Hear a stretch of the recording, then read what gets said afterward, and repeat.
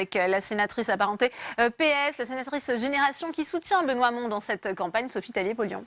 Oui, Sophie Taillé-Polian, tout d'abord, votre regard sur cette campagne et notamment celle de la liste LREM qui paraît en panne. Comment l'expliquer pour vous ? Écoutez, parce que quand on n'a pas de programme et un bilan en termes de politique gouvernementale vis-à-vis de l'Europe qui est aussi mauvais, puisque Emmanuel Macron nous avait promis la grande renaissance et qu'on voit que malgré toutes ces tentatives, il n'arrive à rien pour faire avancer les choses au niveau européen, ce n'est pas étonnant qu'effectivement on en arrive à une situation où LREM ne prend pas les distances. Voilà. Le président de la République qui devrait retrousser les manches pour venir soutenir d'ailleurs tout de même sa liste dans ces dernières semaines avant le scrutin.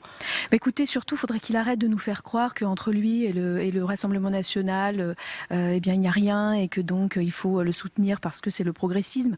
Ce n'est pas le progressisme. Ce qu'il propose, ce sont au contraire des réformes de régression sociale et les politiques libérales qui sont menées dans toute l'Europe ne font que faire monter le Front National ou le Rassemblement national et l'extrême droite. Nous, au contraire, nous pensons que pour répondre aux problèmes que rencontrent les peuples dans tous les pays européens, c'est à la fois un vote 100% écolo, 100% à gauche qui est nécessaire aujourd'hui et c'est ce que nous cherchons à représenter. Un mot tout d'abord tout de même sur le Rassemblement national. Est-ce que vous êtes inquiète par les résultats des derniers sondages qui les montrent pour certains en tête de ce scrutin ? Inquiète toujours quand le Rassemblement national est haut. Mais aujourd'hui, c'est l'alternative à cela qu'il faut chercher. Et ce qui est sûr aujourd'hui, c'est que ce ne sont pas les politiques de droite, les politiques libérales qui sont la réponse et qui font rempart à l'extrême droite. Au contraire, on a l'impression que c'est la dernière station avant l'extrême droite. Sophie Taillé-Polian, vous êtes co-directrice de campagne pour Benoît Hamon. Vous faites campagne avec un vent de face, 3,5% pour l'instant pour votre candidat. Comment est-ce que vous pouvez remonter ce score ? Écoutez, on fait campagne dans une situation où pour l'instant les Français ne sont pas très intéressés à cette élection. Je pense que les choses vont maintenant lettre guerre jusqu'à la fin du scrutin. Je pense quand même que les choses maintenant vont se décanter avec le début de la campagne officielle. Nous, ce que nous avons, c'est la clarté et la cohérence. Le fait d'être pro-européen, 100% à gauche, 100% écolo, c'est un petit peu le vote tout en un quand on est de gauche et qu'on a envie de faire en sorte que l'Europe retrouve ses valeurs fondamentales qui sont celles de la démocratie et de la justice sociale.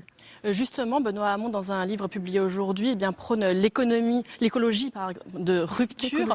En cette journée où justement, on sait combien la biodiversité est en danger. C'est un véritable cri d'alarme de la part du candidat, mais qui peine à être entendu. Aujourd'hui, on le voit, le scepticisme en matière d'écologie qui continue à exister. Qui continue à grandir. Et je pense que la grande erreur, ce serait de chercher à sauver l'écologie par un accord avec les libéraux, le centre droit. L'écologie, aujourd'hui, ne peut répondre à l'urgence climatique, à l'urgence environnementale que par des solutions radicales. Elle est foncièrement de gauche pour vous, l'écologie. Et elle est foncièrement de gauche. Et il faut le dire avec clarté parce que sinon on sera dans une situation où d'un nouvel échec après celui de Nicolas Hulot, je ne souhaite pas un nouvel échec. Et au contraire, pour cela, il faut une écologie radicale et qui puisse mettre en place un nouveau modèle de développement. C'est le sens de notre proposition d'un plan annuel de 500 milliards d'euros pour la transition écologique. Et Sophie Taillé-Polian, pour conclure, un commentaire alors que s'ouvre aujourd'hui le procès des suicides de France Télécom. On le sait, le mal-être au travail, c'était l'un des combats également de Benoît Hamon. Est-ce que pour vous, aujourd'hui, les choses ont changé ? Est-ce qu'aujourd'hui, ce procès est exemplaire pour alerter sur le management violent ? Bien sûr que ce procès est exemplaire, car ce qui a été fait est véritablement terrible de par une certaine forme d'industrialisation de la violence individuelle et collective au service de la rentabilité maximum des entreprises. Mais aujourd'hui, malheureusement, même si ce procès existe, on voit toujours dans de nombreuses entreprises une grande souffrance au travail, que ce soit une souffrance physique, que ce soit une souffrance psychique. Et les ordonnances Macron qui ont été prises et qui reviennent sur notamment l'existence des CHSCT, ces commissions qui étaient spécialisées dans les conditions de travail, pour les remettre comme une simple sous-commission d'une autre commission, écoutez, c'est grave parce que c'est la santé des travailleurs qui est en cause. J'étais samedi matin aux côtés de Benoît Hamon à Fos-sur-Mer où la question des risques chimiques tue les salariés, tue les habitants. Il faut maintenant des réponses fortes pour que les industriels et plus globalement le patronat prennent ses responsabilités. Merci beaucoup Sophie Taillé-Polian d'avoir répondu à mes questions.